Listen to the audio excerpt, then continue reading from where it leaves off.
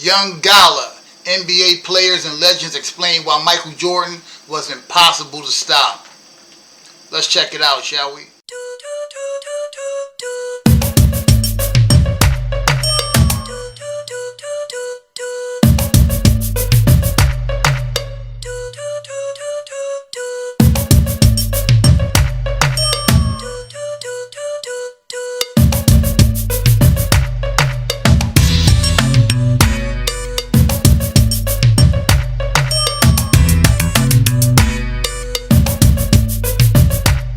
Okay, reactors, welcome back to the channel, the Nuclear Reactor, the reaction channel where all the reactions go nuclear. Before we get into this video, my reactors, if y'all are a Hoops fan, go over to my Hoops channel, Ring Culture, where I give the latest updates and news on all things basketball. But back over here playing the Nuclear Reactor, y'all know that every reaction deserves a reaction. And we are very reactionary over here. Today we're going to be checking out Young Gala, NBA players and legends explain why Michael Jordan was impossible to stop. As y'all know, I've done quite a few sports reactions. Y'all should go check out my sports reaction playlist on this channel. Y'all would greatly enjoy that. Today I wanted to get into some stories about Michael Jordan, about how other players felt about him, playing against him back in, his era. So, before we do that though, make sure you guys like and comment down below. That's how I get in the algorithm. Share my videos and help me grow this community over here at Nuclear Reactor. Subscribe and hit the bell notification so y'all can be notified for every time I upload. And let's be one big happy reacting family. You know what I'm saying? But without further ado, let's see why Michael Jordan was impossible to stop. Jordan was an assassin. It was a different level. He was an absolute different level. Down, man, at 35, 70. It was hands down Mike. Wasn't close. No, hell no. You want to know why Michael Jordan was impossible to stop? It wasn't just the points, though God he knows he gave you 30 a night like it was a warm-up. It was the fact that he came at you like a storm that never let up. Relentless, precise, and personal. He wasn't playing basketball. He was dissecting it. Every moment, every pivot, every fadeaway, calculating. And the crazy part, you could know what he's about to do and it didn't matter. He would tell you baseline, fade, and you still couldn't stop it. You would throw your best defender at him, sometimes 2 or 3, and it would still find a way to make you look like you didn't belong on the same floor. Jordan didn't just beat you with skill. He beat you with will. That killer instinct, the desire not just to win, but to die. Michael Jordan was the most complete player I have ever seen in my life. He had no weaknesses, and he had every tool that you needed to be a great player. He was freaky athletic. His concentration, even when being physically hit, was impeccable. He had the highest skill level, and he had top-notch IQ on offense and defense. His reaction and quickness and speed was off the charts. And his mind, his toughness, he was never afraid. He never backed down. He had the highest amount of energy. As far as his basketball skills, he was the best finisher around the rim. Like, his layup package was better than anyone's I've ever seen. He was tied to me for the best mid-range jumper of all time. His three-point shooting, a lot of his career was above average. Some years it was low, but it wasn't a big part of his game. But when he focused on it, it was above average. Dribbling was above average. Defense was excellent. Passing was excellent. And rebounding was excellent. He finished his career averaging 6 rebounds and 5 assists. For a shooting guard, that's elite, especially back in his era. I've never seen a player that complete before or since, and that's why Michael Jordan won 6 championships in 15 seasons. And if you take into account the fact that he only played 17 games one season and 18 games the other season, he won 6 championships in 13 full seasons. And he played 11 seasons with the Bulls, so he won 6 championships with the Bulls in 11 seasons. He won the championship more than half of his years playing with the Bulls in his prime. Dude was absolutely absurd. That killer instinct, the desire not just to win but to dominate, made him lethal. He could drop 50 on you and still be pissed if he missed a free throw in the third quarter. That's what separated him. And don't get it twisted, he did it against real defense. No freedom of movement rules, no soft whistles, hand checks, elbows. The paint was a war zone back then, and Jordan walked through it like a king through enemy territory. But the scariest part, he got better when the moment got bigger. Playoffs, finals, that's when he's at his most vicious. He didn't just rise to the occasion, he owned the occasion. Couldn't stop Michael Jordan because he didn't believe in being stopped. And when a man that gifted, that intelligent, that obsessed with greatness refuses to accept defeat, all you can do is pray he lets up, but he never did. Now don't just take my word for it. Let's hear from the legends and players themselves explaining why Michael Jordan was impossible to stop. What was different when you played a game against him? Reggie Miller. I can only speak for myself. I can't speak for Max. There was no weaknesses. None. You try to force him left. You try to force him right. You try to top lock him. You try to hold. You try to be physical with him. I equate it to like this. It was like, and maybe this is how centers feel when they were going against Shaq. He was Shaq of shooting guards. I don't care. There was no way you could get around him in front of him. He was just too strong. And then he had a 48-inch. I forgot his strength. So you were never blocking his shot. And he could stop on a dime, his handles, and then he held the ball like it was like an orange. So he's taunting you, holding the ball on your face, his tongue's all out and shit, and he's chewing his fucking gum and all that shit. And then he come down with black eyes and looking at you, and I'm looking right back at him. And that motherfucker, I ain't going anywhere. Yeah. And he's looking at you, and man, no weaknesses. None. Zero. I could look. I love tape. I'm watching. I'm always trying to find a tail. I found a tail on everyone. I could not find a tail. Not one. Like, okay, if he goes left X amount of times, what is his percentage? Great. Right. Great. Step back. Great. Great. Rebounding. Great. Passing. Great. Just unreal. You can't punk him. I'm trying to find something. So it's almost like shit by committee. There's the key. I mean, you gotta get some help down this motherfucker. Come on now. I've been calling. I ain't too proud to beg. I ain't too proud to beg. That's what I'm tired of Toughest shot in basketball. Who was the first person when you got to the league to bust your ass? I know that motherfucker NJ. But I didn't know it was him. Gary Payton was a dog. Yeah, I was talking to him in preseason. You know, I didn't know that they don't play in preseason. Right. So I'm killing him. Had about 21. He played about 7-8 minutes.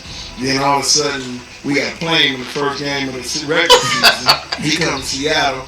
First thing he get on the floor, he's like, Pip, Armstrong, the young fella, need mine all night. And he busts his ass all night. And he's like, this ain't preseason. You know what I'm saying? Man, he remembered it, man. And then all of a sudden, Mike was crazy. Quick 2 fouls, man, with 4 minutes, man. I sit down. Gary Payton was nice though, and he did a above average job on them in the 1996 finals. But yeah, Mike's unstoppable. A lot of times you just gotta hope Mike missed, and some of the times in that finals he was off. But yeah, Gary Payton was a top-notch defender, great basketball player. I was man with 4 minutes, man. I sit down, man. I got 35, 7, 10. I'm over there with no chewing that gum. I'm looking at me like after the game. He's like, "Welcome to the NBA." He was that good. Like Joe Dumars. Just on a different level, man. What's the scouting report of Jordan? What did you try to get Jordan to do? Not come to the game. Get him right, left as much as possible. Try to maybe trip him before he gets up airborne. The scouting report, I don't know. I didn't put a whole lot into scouting reports because it wasn't like he was going to come out and do the same thing. Like I said, and he's just a different level. And listen, I'll say this to you then. There were nights that on the court, that he would do something so incredible. And my thing was to never show any emotion, one way or the other, whether he did something great or not. But I can tell you, many a nights I ran back down the court after he's done something incredible, and internally I'm saying, "Are you effing kidding me?" I'm like, in my mind, I'm like running. Yeah, when you watch Jordan, especially in his younger years, he did so many freaky plays, and it was so routine. Like, he would often just jump up and pump fake, or he would go in crowds of 3 or 4 players, and he's just switching. It was just effortless. Like, he would do freaky stuff in the air routinely. Go back and watch some of his early years, highlights of it. Dude was ridiculous. I put together a compilation on this page called Michael Jordan Freakish. I'm going to pin it at the end so you guys can check it out. I put together some of his absurd plays, and I missed some. Like, after I made the video, I'm like, man, it was like about 20, 30 more I could have put on here that I remember. But it was already getting long. It's like 13 minutes long. I'll pin it at the end. Look at it. Look at some of the insane things Jordan did on a routine basis. Like, he did impossible stuff routinely. Crazy. In my mind, I'm like running like stoic, nothing on my face, but in my mind I'm saying, there's no damn way that guy just did that. What's the difference? You play with him and you coach with Phil and work with Kobe. What's the difference between those two, in your opinion? Right hand. That damn mitt. Why? Because Jordan had a catcher's mitt. Kobe would be going to the line to shoot 2. MJ was going to shoot and 1. Mm-hmm. So a lot of the knocks that Kobe had to shoot with 2 hands, when that knock would happen, MJ put that bad boy over here. You know what I'm saying? Yeah. That to me is the only difference is that gripper. Yeah. And that gripper. Oh man, I'm telling you, him and Dr. J, them hands, come on, bro. Yeah. You know what I'm saying? It's certain, and that's when you say, like, the creator knows who should have it. Yeah, exactly. Can't question them. You know what I'm saying? This is what you're going to need to do what you got in your mind that you're going to do, and there it is. Go for it. I was in a 4.5 seasons or whatever. Never lost a suicide. Damn. Never.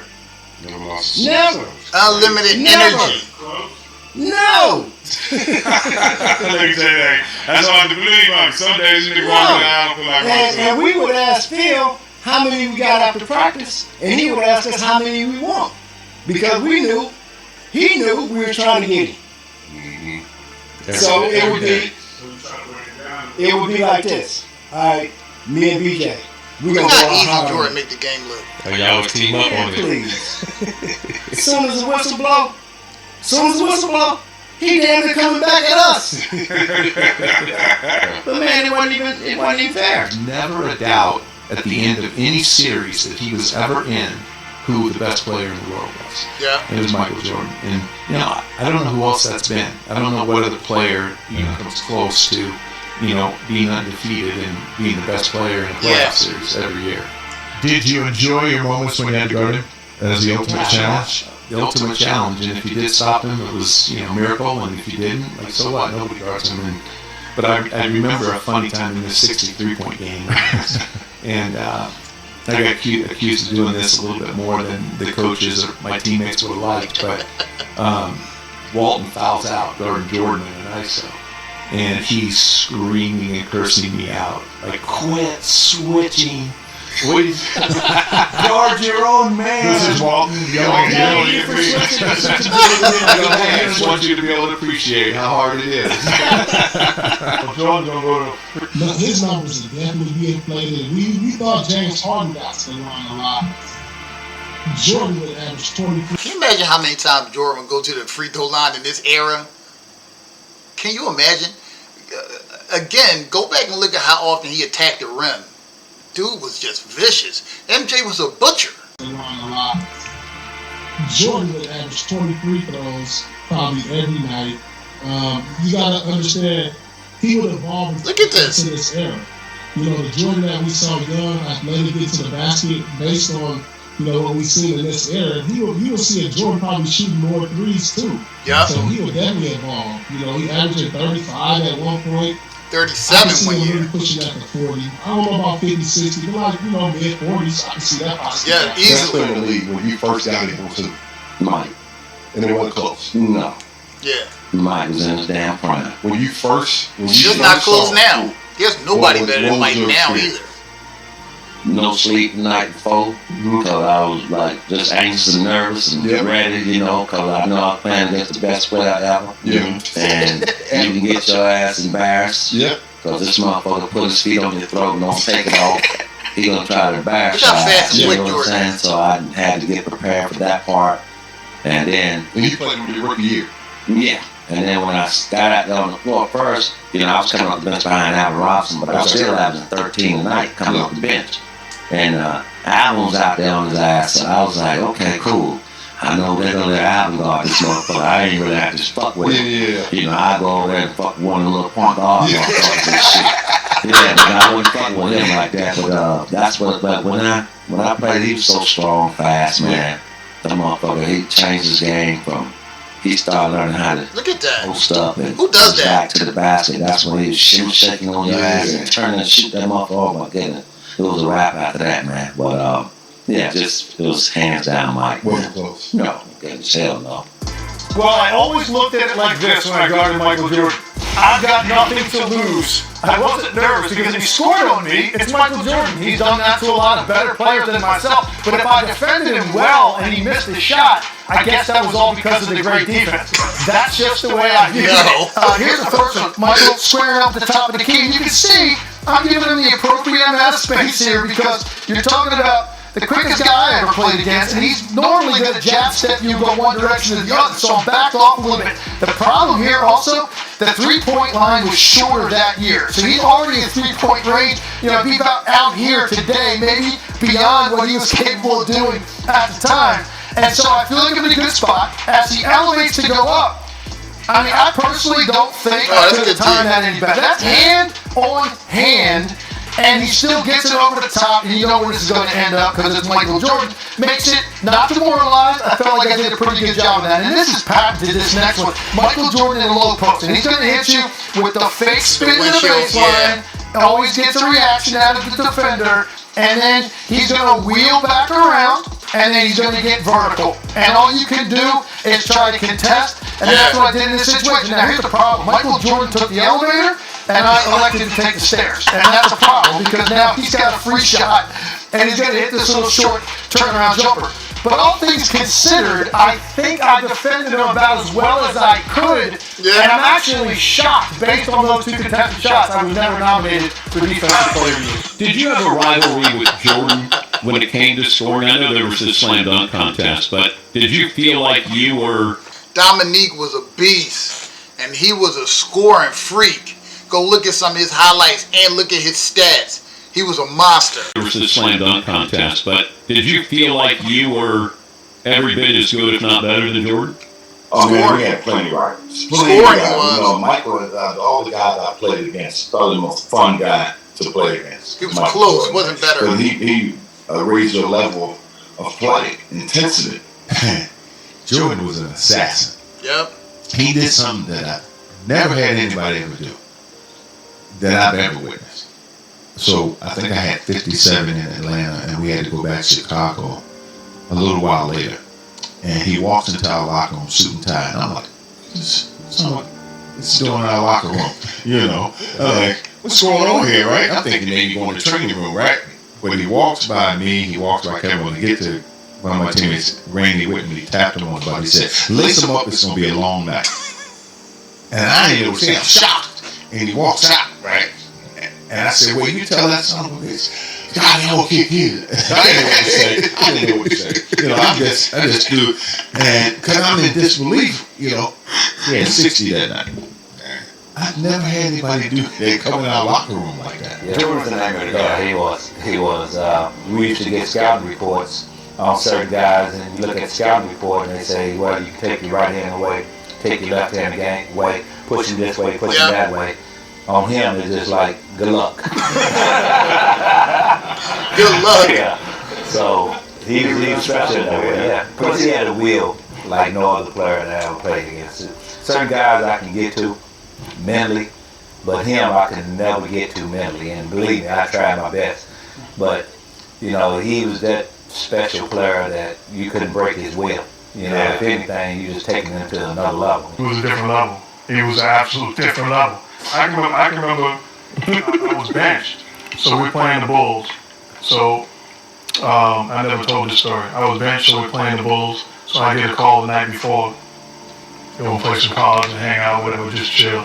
I go into the city, go to Mike's room, play cards. I'm not playing. I know I'm benched. Yeah. So I'm playing cards. I'm doing my job. I'm going to keep them up all night. We're playing cards all night. So shoot around is at 10 in the morning. We finished playing at 8. I got to now drive before, so I'm not late. So I get no sleep. I drive to SUNY Purchase practice facility. We practice. Game that night. I take a quick nap. Got to hit the road.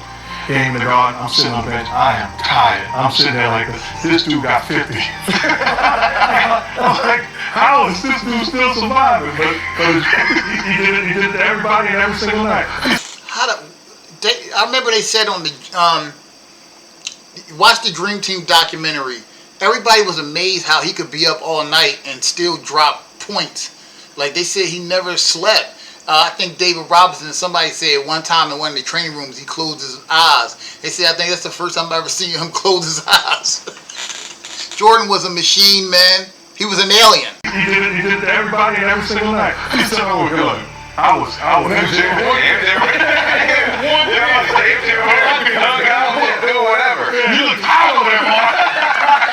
So guys, I hope you enjoyed the video, and tell me what was your favorite clip, and how many points do you think Michael Jordan is averaging in today's NBA. So make sure you like, share, subscribe, and until next time. Yeah, that's a good question. How many points do y'all think Jordan would average in today's NBA? I'm going to say there's a difference between what he actually averaged and what he could have averaged if he wanted to. I think if Jordan actually wanted to in today's NBA, I honestly believe he could score 50 points a game. He could average 50 points a game if he wanted to. Now, because Michael Jordan was all about winning, competing to win, not just competing to score, I think in today's NBA, depending on who his teammates are, if he needed to do more, I think he could put up a solid 40 to 45 points a game in today's NBA. He's just better. Michael Jordan is better than any player I've ever seen. Ever. Even the great players that we see today, he's better than all of those guys. Just go look at some of his NBA records. Matter of fact, there's a video called, I think it's like the complete statistical breakdown between Michael Jordan and LeBron James. It was done in 2018 by Hoopology. And it said, I think the last part said it with a stunning conclusion. Just go and watch the video, and you'll see page after page of some of his absurd records and how many things he's number one in NBA history. It's just ridiculous. But anyway, my reactors, let me know what y'all think Jordan will average in today's NBA. And that is the video for today. As always, the pleasure is all mine. The reaction, well, that belongs to y'all. I love y'all. Peace.